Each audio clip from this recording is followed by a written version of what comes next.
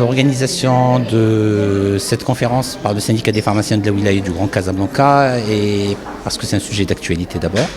Aujourd'hui, on parle du coronavirus et comme vous savez que la pharmacie est un espace de santé et un espace de premier recours pour les citoyens et un espace de sensibilisation pour les citoyens et les patients. Il faut savoir qu'aujourd'hui, je vais vous donner un chiffre qui va vous étonner. En moyenne, chaque jour, 2 millions de Marocains rentrent dans les pharmacies, dans les 12 000 pharmacies. Donc ce qui fait qu'au bout d'un mois, on a pratiquement plus que les 40 ou 45 millions de la population marocaine, soit 60 millions de Marocains qui rentrent dans les pharmacies marocaines. Pas forcément pour prendre des médicaments, pour avoir conseil, etc.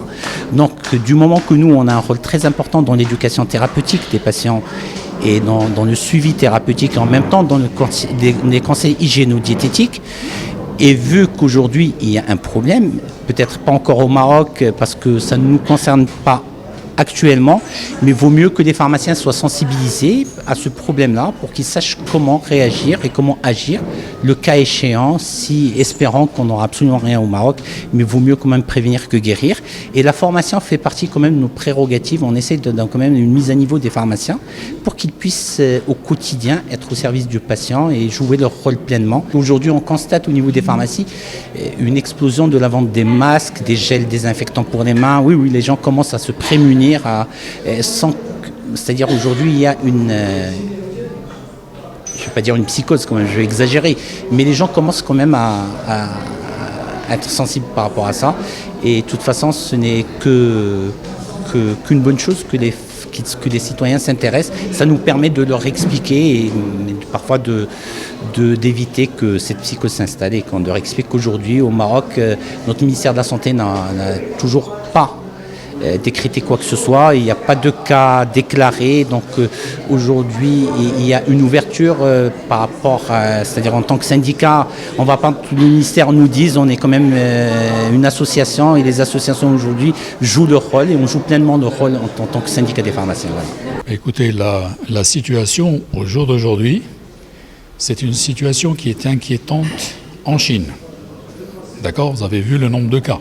On est arrivé à pratiquement 24 000 cas au jour d'aujourd'hui, avec presque 500 décès. Donc là, c'est quand même inquiétant. Mais quand vous passez aux cas qui sont en dehors de la Chine, ils ne sont pas très nombreux. Et quand on les analyse, c'est essentiellement des personnes qui ont séjourné en Chine. Quelques rares cas de personnes qui ont été contaminées vraiment dans les pays. Voilà. Ça veut dire que, comme le dit l'OMS d'ailleurs, ce n'est pas une pandémie. C'est-à-dire ce n'est pas une épidémie qui touche tous les pays. Il y a un risque dans un lieu précis. Pour l'instant, on espère qu'il va rester à ce niveau-là. Bien sûr, tous les pays doivent se préparer. Comment ? Eh bien, se préparer à bloquer ce virus. Faire en sorte qu'il ne rentre pas au pays, ou bien qu'il rentre le plus tard possible, en essayant de se préparer. C'est un virus nouveau, donc on est en train d'apprendre. On apprend qu'est-ce qu'il est, comment s'en prémunir, quels sont les traitements possibles, préparer un vaccin, etc. Tout ça, c'est en cours. Mais malheureusement, ça va demander du temps. Le Maroc a un plan qui est pour faire face à ce genre de menaces depuis déjà de nombreuses années. Depuis l'histoire du SARS, l'histoire de la grippe aviaire, la grippe H1N1, ce plan est là et il s'améliore à chaque menace. Cette année, il a suffi de le réactiver, c'est-à-dire revoir ce qu'il y a dedans, voir les différents intervenants, voir quelles sont les autorités qui doivent coordonner toutes les actions et mettre en place ces actions, mettre en place toutes ces mesures. Vous avez vu les mesures qui ont été mises en place au niveau des aéroports. Bon, c'est déjà bien de prendre la température des personnes qui viennent de Chine ou qui ont transité par la Chine. C'est bien, ça permet de réduire le risque, c'est sûr. Je ne dis pas que ça permet de le bloquer totalement, ça c'est clair, mais ça réduit le risque. Maintenant, vous avez vu également, par l'expérience du rapatriement des étudiants marocains et de nos concitoyens qui étaient à Wuhan, Ces personnes-là ont été rapatriées dans de très bonnes conditions. Le ministère de la Santé, au niveau de l'hôpital de Meknès, connaît cet hôpital. Donc quand il a isolé parfaitement. Au niveau de l'hôpital militaire, c'est un service dédié à la virologie.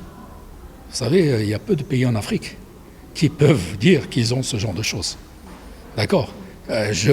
À mon sens, je crois que c'était le meilleur endroit. Par malheur, il y a des cas qui apparaissent, mais il va falloir à ce moment-là refaire les tests, pratiquement à tout le monde, pour essayer de détecter qui a été contaminé par cette personne. Voilà. Et on va procéder par élimination au fur et à mesure. Mais il n'y a pas de solution miracle. Vous savez, c'est une... déjà, vous dites, ça aurait été mieux dans un camp de vacances. Moi, je vous dis, bon, l'hôpital, c'est quand même pas mal parce que c'est quand même isolé. Bon, maintenant, vous me dites, il faut les isoler chacun dans une chambre. Je ne pense pas que ça puisse être accepté. C'est déjà très bien que les familles de ces étudiants aient bien compris l'importance de la chose et qu'ils acceptent que leurs enfants restent en isolement.